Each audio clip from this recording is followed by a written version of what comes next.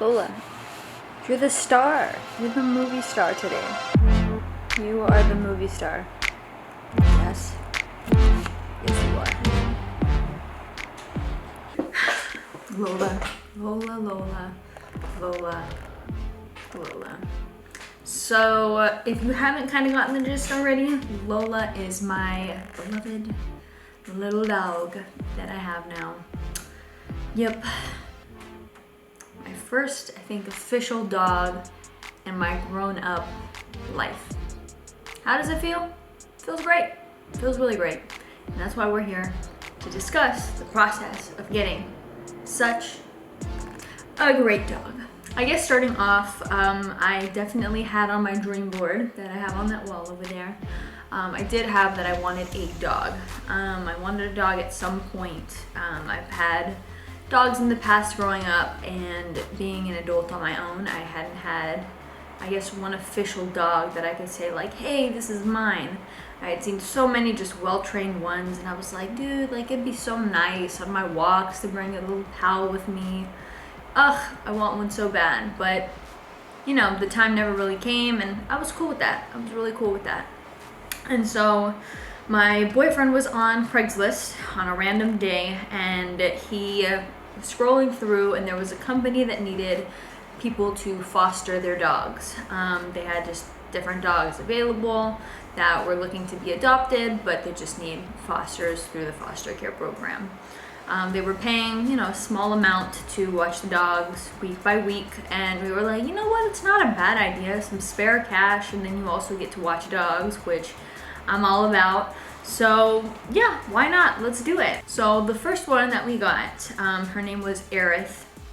I have never heard that name in my life, so I was definitely like, all right, this dog, they must have given her a name or something, because there's no way like she came from a house with that name. Maybe she did, I don't know. But Aerith was a really, really sweetheart. She always wanted to kind of like snuggle with you, put her head in between your knees, and just kind of like just being next to you. I had her for a grand total of about 3 days, and on the 4th day we had a planned trip to go out of the city. So we decided, okay, we'll just give her to the next foster that was in that program. As soon as we gave Aerith to the next set of fosters, I mean, I already knew like she's probably gone. As much as I wanted her, I was so sad. I was like, oh man, I want Aerith. She was so From there, we went to our trip, came back, and then we were signed up with another dog to foster. So then there was Lola, and we went to the guy's house to go pick her up, and off the bat, she was pretty skittish. She didn't want anyone to really pet her, kind of touch her. She was just kind of like, you could tell like she was kind of traumatized by the process of just going home to home, not knowing how long she was gonna be in the home for. So we picked her up, easy as can be, brought her into the car, and off the bat, this was what she does. And I mean, when she did that, I was like, oh my God, like what is this? What is going on? Like, one, Aerith would not do this at all. And number two, like, this is adorable. So we just sat there, we were like petting her head while we drive, and we were like, this is so cute, so cute. Brought her home, she was pretty nice. I mean, overall, she wouldn't bark at dogs, she wouldn't be loud. The only thing is she had a little bit of anxiety when she would hear like doors slamming on either side of our apartment. That would cause her to kind of go like hiding underneath the bed and stuff. But like other than that, there was literally no issues. As the weeks progressed, we would have to take her to a pet supply store where we would have like a meet and greet session with random families. And as that process went about, it was tough. You know, you'd put her in this cage and she'd look at you like, why are you leaving? And then as soon as we would come back, because you'd leave them there for like 2 hours or so, she would jump with so much joy, and she would be so excited, and they'd open the gate and she'd like all over you, jumping on you, and it like she doesn't jump on a regular basis. So for her to jump on you, it was like, oh snap, like she really likes us, like So slowly people were like inquiring about her, and each time they'd inquire, I definitely get a little bit feisty of like, wait a minute, like this is my dog, what are we talking about? So I think we put 2 and 2 together, and we're like, all right, I think this is gonna be our dog. We had crazy travel schedules, and we were really debating like, is this the right move? It's gonna be expensive. And we ended up being like, look, like, yes, she loves us, we love her, let's do it. So we got Lola, and Lola has been really great ever since. We've had her for a few months now, almost a year, I would say, maybe. And it has been just like a total breeze. I wouldn't change really any of it.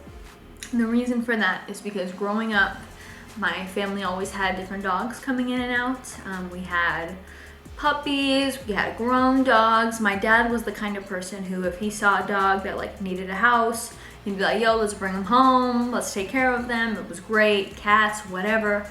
But as it kind of shows, you have to be home to take care of the dogs, and you have to be able to train them and do that whole process the right way.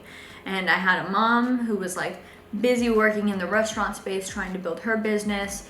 I had my dad also helping her with that. My dad was busy as a mechanic most of my life, and so the time was never dedicated to having these dogs like be fully trained and not be chewing on the cords and not be doing, you know, the things that you usually want to train your dog to do. So we would have the dogs for like 2 weeks, a month, and then all of a sudden my dad would be like, oh, I found someone, like the dog's gone. And I'd be like, what? You know what I mean? Like we named him and everything. It was a tough process to watch as a kid, and it really kind of made me nervous to get a dog, just because I knew how hard it would be to go through that process of taking care of them and training them and all of that. And then here comes this foster care program that I thought was just incredible. So why should you foster first as opposed to adopt? Given this process, you get to watch these dogs beforehand, before you make that decision. What I've found in the past, whether you buy them or you adopt them, is you're kind of stuck with that personality. So say your dog like doesn't want to be pet, is pretty skittish, whatever. Well, you said, you know what, this dog is adorable, so I want to take him home and keep him. And he's cute and all, but like he doesn't like you, or he doesn't like the things that you like to do. He wants to lounge and you want to run. Whatever that case might be. So going through that foster care program allows you the opportunity to see the dog first, hang out with the dog, see its personality, and then if it meshes, fantastic. If it meshes, fantastic. You can keep the dog from there and just sign up and say, hey, look, this dog I like and I want, and I'm gonna adopt. So that's, I think, the biggest difference. And I've seen it time and time again where, like I said, you know, you go into these adoption facilities, you know, and you're just like, oh my God, this cat is cute. You get the cat and you're like, oh my God, this cat's beautiful. And then you bring it home and the cat's hiding in the closet all the time because the cat doesn't like people, you know?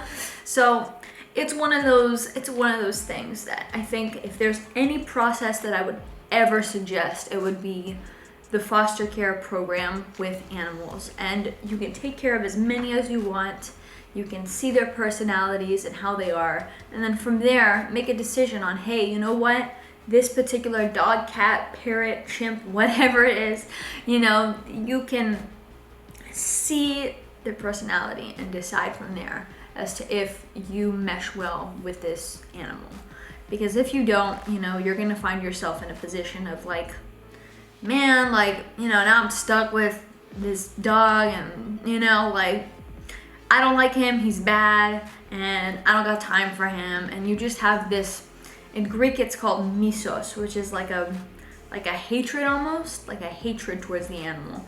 And like, that's not fair either. So yeah, basically moral of the story is, you know, if you're looking to get a pet, this is kind of my fostering to adoption story, and how I think that it really makes a difference when you're picking the pet that you want to take care of moving forward. Lola has been really great, and it's time for her walk.